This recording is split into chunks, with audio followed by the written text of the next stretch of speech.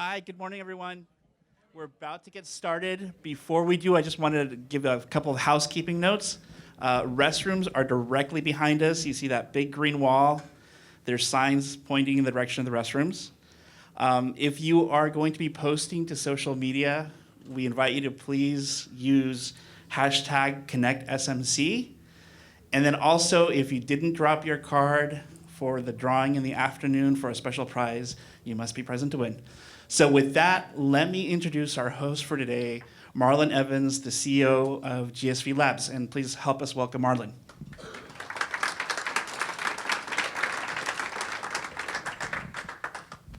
Thank you. Ooh, that was loud. Yes, hi. I just wanted to welcome you to GSV Labs. I'm not sure if any of you are familiar with what we do here, but we are an accelerator for over 160 startups from across the globe. We work across four main industry areas: mobile, big data, sustainability, and education technology. And we really do see ourselves as a platform that helps bring people together from different kind of perspectives, whether that be university, investors, government. So when Mario and Zach and Marcy came to me and said, hey, would you be willing to host this event around innovation and kind of cross-sector collaboration between the public and private sector, it was one of those things like where she had me at hello.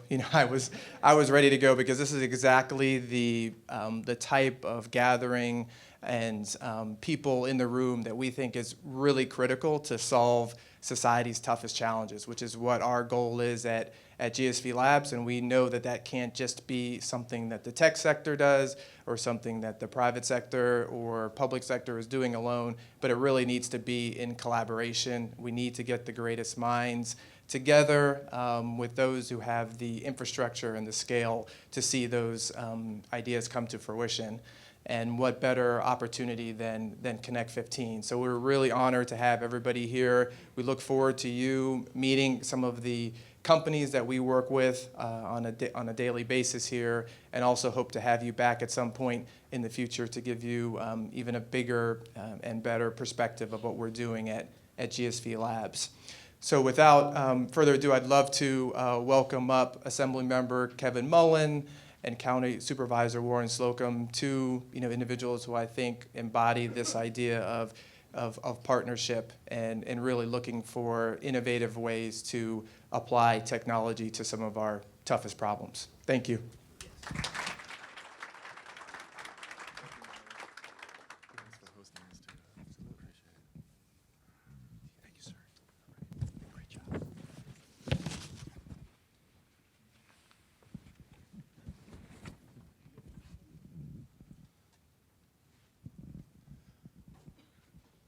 How come nobody sat in the front row? This is like school.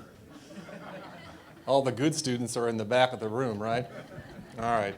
Well, good morning, everybody. And on behalf of Kevin Mullin and myself and the entire Connect team, we're very grateful that you're all here to Connect 15, changing technology for a changing world. And thank you, Mullin, wherever you went to. For that introduction. Mullin, as was mentioned, is the CEO, the Chief Encouragement Officer for GSV Labs, and we're certainly appreciative that they agreed to host us. And so let's give it up right now for GSV Labs. I don't know if you had a chance to peer in some of the offices as you were coming in, but it's a pretty cool place, isn't it? It's pretty interesting, right here in Redwood City. And thank you all for taking time out of your schedules to be here. It's sincerely appreciated. When I came in this morning, I'm sure there'll be other people in this category that will come later, but the traffic, Kevin, was really bad. And I'm hopeful that someday you can do something about that. I'm personally proud, and I know Kevin is too, to serve in this area where the leadership of local government, our nonprofits, and the education community is so interested and engaged in using technology to better serve our constituents. And as all of you know, it's interesting as well as challenging to live in a region where innovation is king and where technologies are changing the world. I don't know if you saw the movie that just came out, Steve Jobs. How many of you saw that movie? Not too many moviegoers here. Okay. Steve Jobs, we're working, says Rob. Steve Jobs in the movie said, quote, now listen to this. This is years and years ago, but he says this in the movie. Quote, what a computer is to me is the most remarkable tool that we have ever come up with. It's the equivalent of a bicycle for our minds. Think about that. He also asked in the movie, what if the computer was a beautiful object that was something you wanted to look at and have in your home?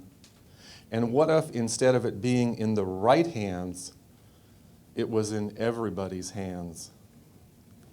John Scully replies in that scene, he says, we'd be talking about the most tectonic shift in the status quo ever. And I think if you think about it for just a moment, that's exactly what has happened. Steve Jobs was a pretty good movie.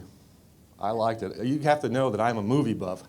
And I try to go to the movies when they first open, and I always pride myself on seeing the latest before any of you. And so, in the past, when you were at the movies, you probably handled the call of nature the same way that I did. You just got up, tried to find a restroom, and hoped like heck that you didn't miss anything really great in the movie. But now, today, you don't ever have to worry about missing the best part of the movie thanks to a new app. There's a new app. I hope this doesn't offend anybody, but it's called RunP. RunP lets you plan your bathroom break at the movies so you don't miss anything. Now, I've got the app on my phone. How many of you have RunP on your phones? Nobody. I figured. So if you had that app and you were watching the movie Steve Jobs, it tells you that at 56 minutes into the film, or at 1 hour and 19 minutes, the dialogue at the recommended break takes place when Steve Jobs asks his director of marketing, Joanna, why haven't we ever slept together?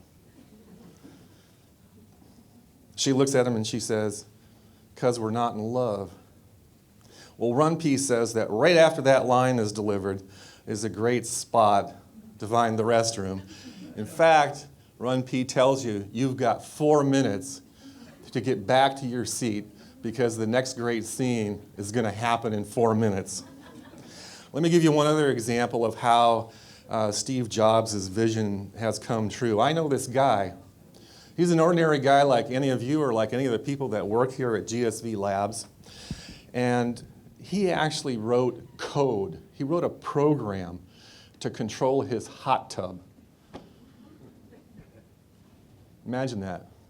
So what happens is the first thing he programmed it to do was to measure the pH in the water of the hot tub. And he thought, well, that's pretty cool. But I could also then, if the pH was low, have the hot tub send an email to Amazon to order the chemicals for the hot tub. So he did that. So his orders were placed automatically when the pH was too low and he didn't have any supplies. The next thing he did was he decided that it would be cool to be able to open and close the lid of his hot tub by the press of a button in this app that he wrote. So he did that. The last thing he did was he wrote some code to measure the water displacement in the hot tub when people got into it. And the curious thing about that, when asked why would you be interested in that, was, well, then I can tell the weight of the people that are getting into the tub.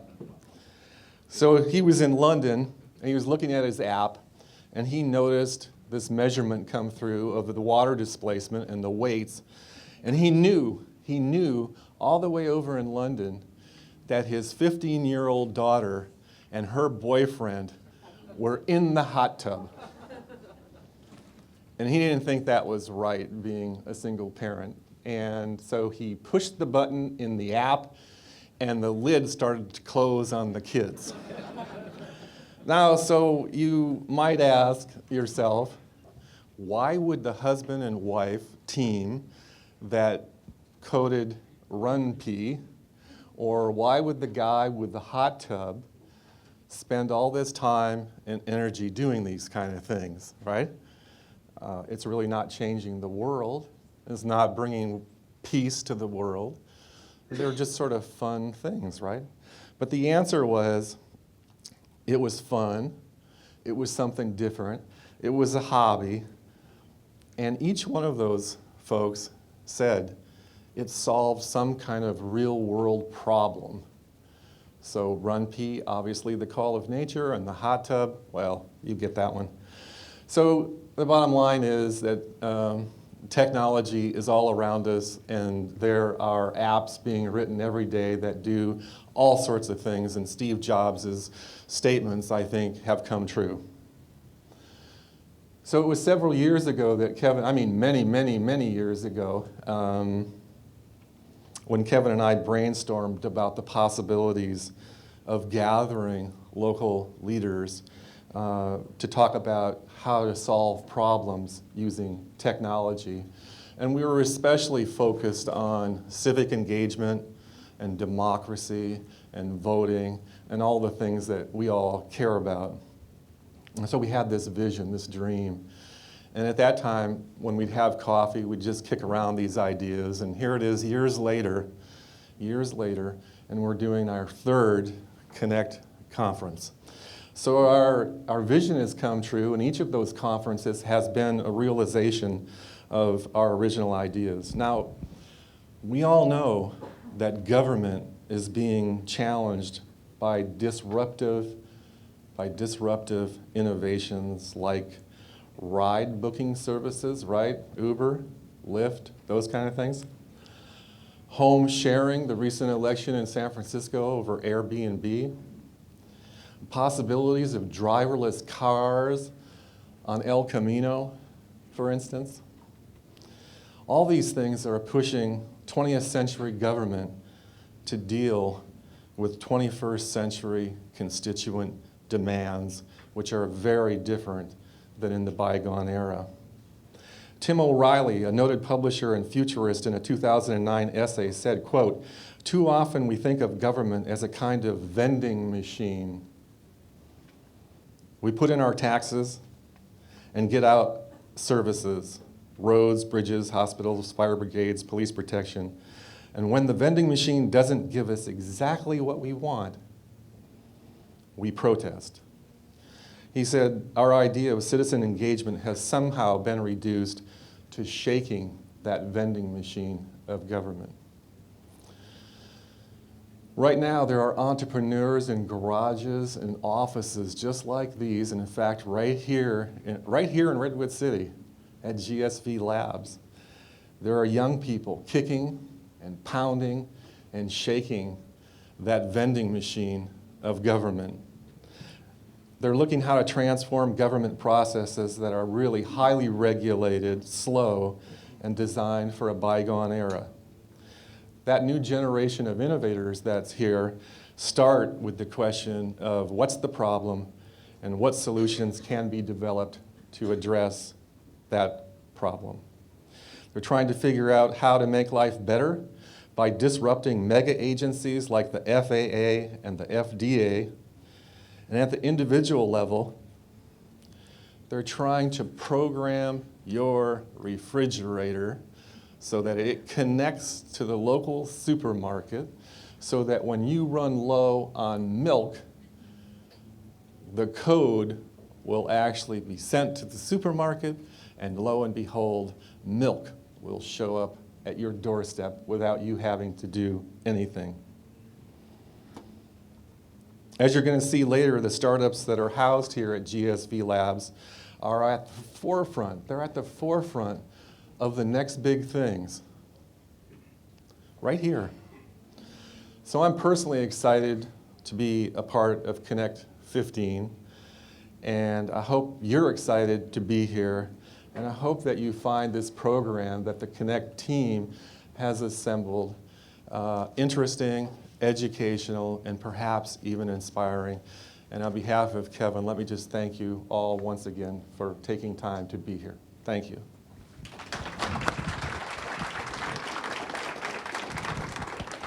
Very well done, Warren. And it's Warren who supplied that initial vision, and I'm sort of Robin to his Batman. He has been a visionary since I met him, and he is the real inspiration behind this conference, and it's an honor to partner with you today, Warren, and thank you for providing that compelling vision. I didn't see Run P coming this morning. I want to know what kind of venture capital went behind that app, as a matter of fact, but just wanted to add a couple of quick thoughts, and thank you again to Marlon Evans and GSV Labs for hosting us this morning. Every time that I watch the news, I'm a political junkie, a news junkie. Whenever I listen to the radio or read the newspaper, and I am one of those people that still picks up the daily newspaper, I have newspaper ink on my fingers, I am reminded of the amazing leaps in technology. It seems every day brings new technological accomplishments, and government is struggling to keep up. I see that at the state of California with some of our IT problems that I've had the misfortune of overseeing as a chairman, or pardon me, as a member of a budget subcommittee for. We've been able to see up close and personal where government has failed in its interaction with technology. And at the home of Silicon Valley, we could do so much better than we do at the state level. But I know that this is a real challenge as well for local governments. As Warren mentioned, disruptive technology is forcing a major shift, and we in government are caught between trying to embrace, to regulate, and to find a balance that does not stall innovation. Like the past two conferences, we have assembled local companies that have tools and platforms with examples of how government can embrace this technology. New this year, our third year, is going to be something called a Mashup Panel, which will showcase how technology can address current government challenges. We're at a venue that fosters a climate of learning, collaboration, and innovation, and capitalizing on GSV Labs' unique position as an incubator, we will hear from startups about their vision, along with potential solutions to actual problem statements that are facing government and the nonprofit sector. It's exciting that this work is happening here in Redwood City, Assembly District 22, and the presentations we hear tie directly to San Mateo County, our needs and our priorities. So in keeping with the spirit of innovation, I'm pleased to announce that thanks to Peninsula TV, you see the cameras around the room, today's conference is being live streamed, and the feed is accessible at our website, which is www.connectsmc.org. On a final note, for those of you using social media, we encourage you to use the hashtag ConnectSMC on Twitter and Facebook, and make sure you like us. So with that, let's get started with our keynote. And I have the pleasure of talking a little bit about Nelson Gonzalez. Nelson, a native Colombian who grew up across multiple countries, Nelson began his career as an analyst for the British Royal Household and Booz Allen based in London. During his career, he has advised the Colombian president and the CEO of Burberry on innovation practices. He managed the campaign of Afghan Finance Minister Ashraf Chani for UN Secretary General, and he developed social impact portfolios for Charles and Helen Schwab, Mo Ibrahim, Larry and Joyce Stupsky, Walter and Elise Haas, the Stewart Foundation, the Asia Foundation, as well as the Sobrato family. Nelson was founder and CEO of Advent Strategy, a global innovation strategy firm with major corporate and government clients. He also served as Chief Strategy Officer at the Stupski Foundation, I hope I'm pronouncing that right, where he created a campaign to redesign public education systems across 8 states. And I know we have a number of educators in the room with us today. Nelson also served as a director at the Royal Institution World Science Assembly, which led breakthroughs in pandemic preparedness and surveillance in collaboration with global pharmaceutical and multilateral institutions. Nelson did his doctoral work at the London School of Economics and Political Science and studied at Oxford University and Amherst College, where, not surprising, he graduated with high honors. Please join me in welcoming Nelson Gonzales. Nelson.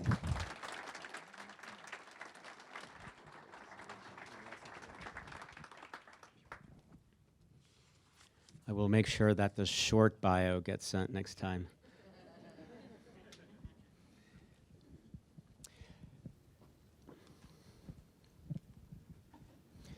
It's a real honor and privilege to be here with you because, frankly, this represents a huge homecoming for me. I created Declara with my co-founder, Ramona Pearson, because of you, because of a career with public servants trying to do incredibly difficult things with very little help, very little data, and very few tools. So I want to talk to you a little bit about how you and people like you around the world have inspired me to think about how we can use technology to innovate in the public sector. And it's a homecoming as well because GSV is our lead investor, so it's thanks to the support of GSV and Mark Flynn, who's on our board, that we've been able at Declara, just down 101 here, to begin to do some amazing things around the world. So today you're here to talk about changing technology for a changing world. And one of the things that inspires me is the fact that we can begin to think about how technology inspires us and informs us for indeed more than hot tub management, bladder management, or the many things that we use technology for. But we have some very important challenges. We have a public education system that needs to support the kids who depend most on public education. We have public health systems that need to support dire needs. We're all under-resourced, stressed, and technology indeed can do more than ad placement or the kinds of things for which analytics are being used that are useful. But I think the fact that we sit in the universe's capital of innovation can do more than just provide us with better shopping or better lifestyle management. We can indeed change our worlds, change our county. And what I want to talk about today is how I and we have learned, I think, what are a couple of key principles about technology that Declara we're trying to work on very deeply. Number one is, how do we humanize technology? How can technology increasingly disappear? Because in fact, technology should serve the very things that we're trying to do as we become better human beings and better communities. So how do we humanize technology? And I want to talk a little bit about what we're learning through the fusion of cognitive neuroscience, cognitive psychology, learning science, and big data, semantic analysis, predictive analytics, and mobile apps. That's a mouthful, but essentially, how do we bring the human sciences together with data sciences to help you do what you're doing better here in San Mateo? And then secondly, how do we democratize this? Because if we do not have equity here in San Mateo, across the world, we're going to have to face even larger social problems than the ones we have today. So how can technology help humanize our experience, and how can technology actually democratize and bring equity across some of the divisions that we are all here to conquer? And for all of this to happen, I think one of the things that I have wrestled with a lot is, how can public servants become designers? Because indeed, all of you, and in past lives when I have served as a public servant, this has been, I think, the key calling, the key vocation, is not how do we manage a system that needs to be put to a dignified death? How do we essentially act as hospice workers? But how do we also act as midwives to new systems that are being born in front of us, new education and public health and transport and communication systems to help more than anything the most vulnerable? And so I think as we humanize and as we democratize technology, and particularly here as we have the privilege of sitting in this hotbed of innovation, how can we help you, we now technologists, entrepreneurs, help you embody, take on, and become masters at this vocation of being designers and innovators of the systems that you steward, so that you can negotiate this incredibly tough and lonely challenge that I know very few people realize you negotiate every single day, which is being both hospice workers to dying systems that need to be put to a dignified death because that's where they're going, and midwives to things that are being born that you are creating that are amorphous, embryonic, unseen, but must be nurtured and tended into their full birth. So I'd like to talk a bit about what I've learned about public servants being designers and how technology can help us grow. So why Declara? Why is this a homecoming? Why is it incredible to be in front of a group of committed public servants at the home of our lead investor at GSV? So as that all too long bio said, I've done a bunch of different things, and I've learned, I think, particularly from a couple of lessons in health and education, some things that I'd like to share with you. I spent some time at the World Health Organization thinking about pandemic preparedness and how can public health systems innovate to support the eventuality of the mutation of H1N1 in a way that allows or causes millions of people, billions of people to become sick within a few weeks, and that will require billions of vaccines for which we, until a few years ago, had no capacity to create. And so there was an incredible need to very quickly design new systems that could bridge the market failure that caused no incentives for GSK and Bayer and Genentech and others to actually do what we needed them to do because the market did not incent them to do that. Very interesting problem. And I realized that the people at WHO, the people in ministries across the world had no tools through which to think about how to negotiate this. As you saw, I worked right up the street here with Charles and Helen Schwab in San Mateo County, Santa Clara County, around homelessness, substance abuse issues, and public education for children who had learning differences. And it was fascinating, now moving to the very local level, to see exactly the same thing.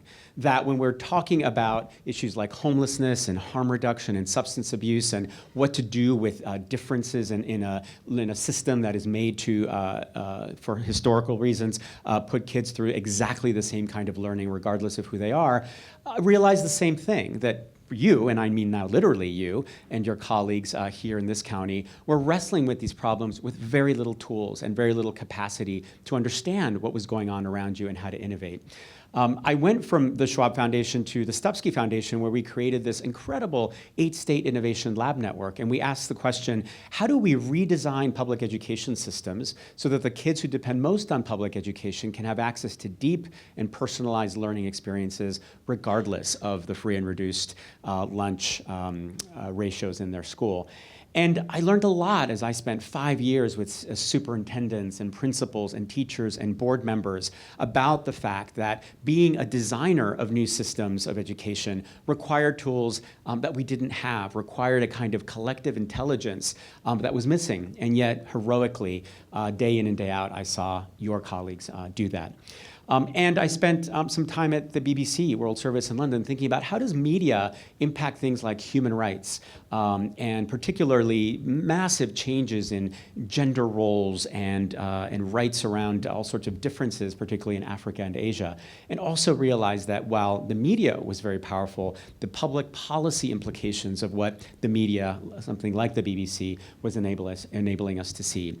So I had the privilege of spending time with colleagues of yours around the world working on different issues and realizing that in so many ways you are empty-handed because of the fact that we in technology have spent so much time developing apps that help our lifestyles and analytics that create better shopping, but aren't actually helping us to become better human beings and better communities. And so throughout all these experiences, I'm beginning to learn, I think, a couple of meta lessons that I want to focus on today because I think they're relevant to some of the issues that you want to talk about today around recycling and reading by age 3 and some of the educational questions that you have here locally. And that is that it would be amazing to work together, and I literally mean together, and I'm saying I would love to offer myself up to be of any help that I can, and Declara is also here to serve you as a free, open platform with a team of people just down the road, hungry to have users like you helping us understand how to use big data analytics for public service innovation. And so as we offer ourselves up to you, there are a couple of things that I would love to explore together. One is, how can we use data to detect patterns? How can we use open data, big data, to begin to understand what's going on with age 3, reading at a grade level at age 3? What's going on with personalized learning and education? What's going on with the 2020 recycling goals and the many, many other initiatives that you're working on? So pattern recognition around data, making visible what's invisible, seeing what's actually around us but unseen because we don't have access to that data, I think is where we can be very helpful. And then secondly, creating collective capacity, because I've learned from my work with public servants around the world that the most important thing we can be doing is helping each other continue to learn and build the collective adaptive capacity, the team capacity to continually innovate our systems. Because if we figure out how to redesign public education to scale deep and personalized learning for the kids who depend most on public education, we're only going to have to do it again in 10 or 15 or 20 years because the changes that we're living through are so rapid and so constant. And so how do we together build adaptive capacity in the collectives of our teams, of our counties, of our departments and institutions? So these two lessons, pattern detection and in talent development for collective capacity, are the things that animate so much of what I'm spending my time doing right now at Declara. And as we do this, I think that we can begin to address this digital divide that I know is on our hearts and minds. So let's get concrete. I want to give you 3 real-world examples of how all this is playing out for us at Declara and what we're learning about pattern detection and collective capacity. The first example is from Australia, where we have the privilege of working with all of the country's teachers as they implement the equivalent of Common Core. The second is from my country of birth, which is Colombia. I just flew back yesterday, actually, from Bogota, where I was doing some very cool work that I want to talk to you about. Colombia is now the most wired country in the hemisphere and considered to be one of the top 5 most innovative and business-friendly countries on the planet. Now, I'm sure that you all have different conceptions of what Colombia is about, but this is the Colombia of today. It is literally the Silicon Valley of the region, and I want to talk to you about how all of that is being used for some unbelievable work around poverty reduction. And then thirdly, I want to talk to you about what we're doing with our neighbor county and city, San Jose, around smart cities. So some very real-world examples. So let's go to Australia, and actually I'm going to, technology assisting, I want to actually go to the product and show you what all this looks like. So Australia, a very innovative country. They, because of global warming, have pretty much lost their agricultural market. And they're doing really well in mining, but if anybody's been to Perth, you know that they have about 10 years left of that. And then what? And so they realized about a decade ago that they needed to become sort of like Singapore, a human capital hub, an engine of talent development, so that Australia could be a true Asian economy and participate in the innovation of talent. And so they rightly said this has to start with our K-12 system. And so we have to redesign the curriculum and the assessments and the practices that will educate a whole generation or two of students for this new world.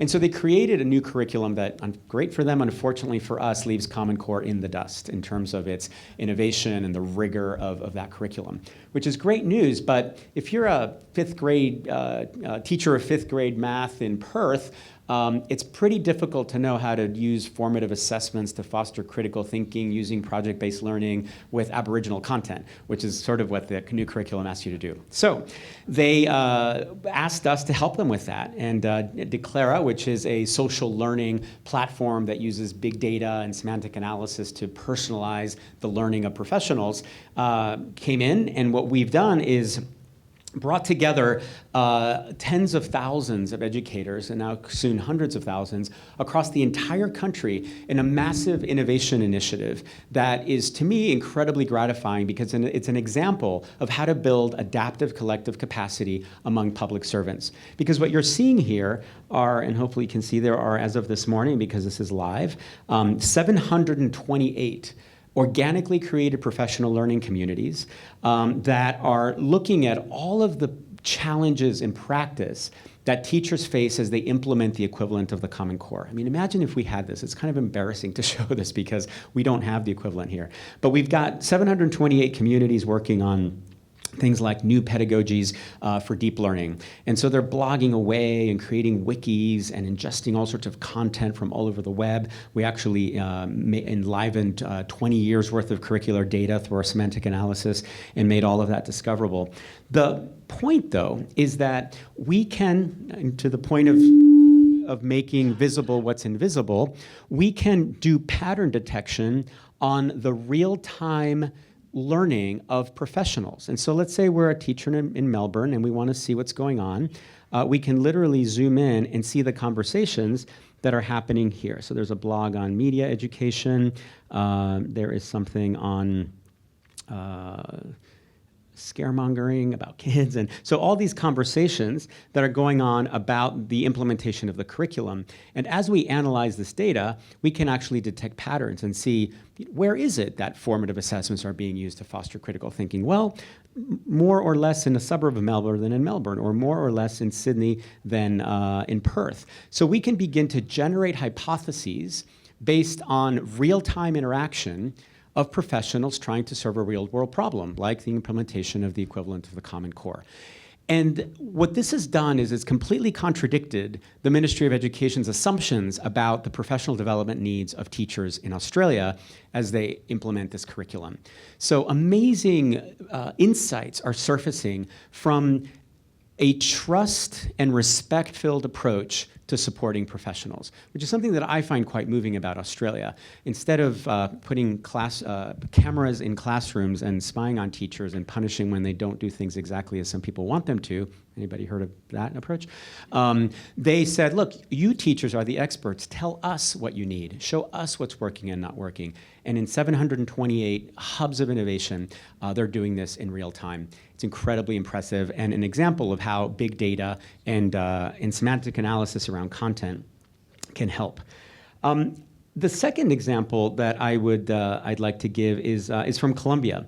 And I've just come back from there, as I mentioned, and something incredible is going on around poverty reduction. So Colombia has used for about 20 years now a program called Conditional Cash Transfers, which I'm sure many of you have heard about, which is essentially highly regulated welfare. There are funds and social services that are provided to families living in extreme poverty, but they come with all sorts of strings that are connected to the interventions that we know actually get families out of poverty. And so they have to do with health and with education and with respect for women and safety in the home and community engagement. And so there are 8,000 essentially social workers working all over Colombia, and they are using little handheld tablets to, on a weekly basis, collect data about hundreds of thousands of families living in extreme poverty on 46 indicators that have been proven now for 40 years to move families out of poverty. And every week, data from across the entire country is uploaded to Bogota, where it's analyzed, and based on the pattern detection within the data, the services that are being provided at a national level, and Colombia is an incredibly large and diverse country, they customize the interventions on a weekly basis based on that data. So imagine changing social service interventions on a weekly basis based on real-time data. Well, that's what's going on in Colombia, thanks to the digital infrastructure that has been built and why Colombia is now considered to be the most wired and innovative country in the region. And so this pattern detection that they're doing with all of this data is also allowing them to develop really great practices. And so they're using our product to begin to say, well, if we're working in, let's say, displaced families because of the violence that Colombia has now overcome, and they're not in their homes and they don't have an extended family, what are the kinds of practices that seem to work? Or if we're dealing with children with special needs who aren't close to a special education center, what might we do? And so the ways in which our content curation capacity is helping them collaborate is generating a kind of enlivened library that helps them understand how to support all of this work. And the final example I want to give you is right here in San Jose, where the mayor's office and the city council is using Declara to create this living library on smart cities. So they're asking a lot of great questions about smart cities and open data and open government and e-government. And they're beginning a big initiative where with the city council, they'll be studying together and creating a lot of citizen engagement around these topics. And so what they've done is they've created this digital library on Declara. What do we do when we're trying to figure something out, right? If Santa Clara wanted to, if San Mateo wanted to start a big initiative on smart cities, we would all Google together, we'd email each other articles, we would start chatting on social networks, we'd browse, bookmark in our browsers, and we'd go crazy, right? Which is what we're doing right now as knowledge workers.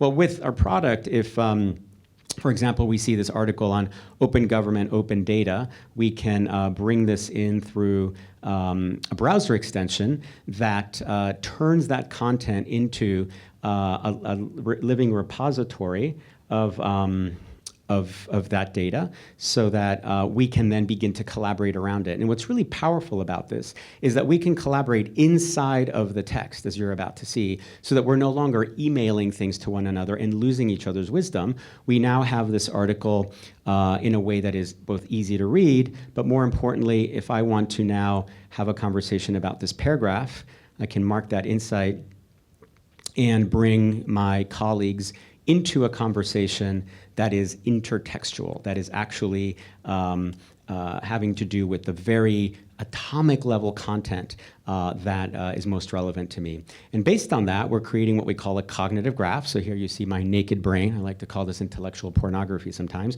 because you get to see all the things that I'm thinking about. And if after this talk you think, oh, that guy did not know what he was talking about when he was talking about machine learning, what on earth is he reading? You can actually see. You can see all the things that are informing my thinking about machine learning or education reform or whatever it might be, and then send me an email and say, hey, dude, you got to start reading some new things because you were way off. So you can actually get into the brain of your colleagues as you think about the topics that you're thinking about, and we're doing that by analyzing all of the data in real time based on content curation. So another example of how we are using data to support pattern detection and to support collective capacity. And so what we're trying to do is bring this avalanche of information that we're all suffering under as we try to do the hard job of being hospice workers and midwives at the same time, running it through what we call our cognitive graph, which is our way of using the magical technologies of big data and semantic analysis for more than putting ads on your Facebook page, for actually giving you the ecosystem of content that you need based on all of this data. So what I want to close with is really an invitation, and that's an invitation to think about how we might work together and how technology and open data and content curation and collaboration might actually help you with the kinds of innovations that you want to work on. And so I know that today you're going to be talking about reading and recycling and early education, really critical topics. So what are the design challenges that might emerge from this? I love the way that you're framing this as a kind of design challenges, as very concrete problems that you want to solve. So as you begin that, how might you bring together different sectors? One of the things I've learned from work with on pandemic preparedness or public education or media is that it's absolutely critical to get players from the market, from the academy, from public policy, from the nonprofit sector, to get together to translate their logics to one another. Because if I, as an entrepreneur that has a venture-backed startup, is talking to one of you who is, has 3 years to get something done and then has to run for re-election, we may be talking about education reform, but we're not really talking to each other, because I'm thinking about my shareholders and my product market fit and how I'm going to get the kind of scale I need, and you're thinking about re-election because that's your world. So cross-sector translation is critical as we tackle things like early childhood recycling or early reading. And so how do we bring together these sectors? And then collaborating on this open data is critical because that transparency shows us that teachers in Perth are actually killing it when it comes to formative assessments. And it shows us that there is some region outside of Bogota that has the most wisdom about how to deal with displaced families, or that this part of the city council in San Jose is actually bringing up some incredible insights about smart cities. We can know what we didn't know if we share data openly with platforms like Declara and others to make visible what's invisible. And through that, we can, through these cycles of rapid iteration, right, what goes on just behind this wall here as my colleagues innovate through daily scrums, and in our case, we deliver new product every 2 weeks. Our sprints are 2 weeks long. How can government begin to work that rapidly? You may not deliver policy initiatives every 2 weeks, but could you every 2 months? That's what we experimented with in public education, and we could. Every 3 months, we had a whole cycle of system-wide reform that played out. And so how can this rapid cycle prototyping of new policies and practices actually generate the kind of innovation you want? Well, I've seen it all around the world, and I know that sitting right here at the hub of Silicon Valley, you too can think about pattern recognition and about collective adaptive capacity. And so I'm incredibly proud to be able to share what we're doing. I hope that we can collaborate.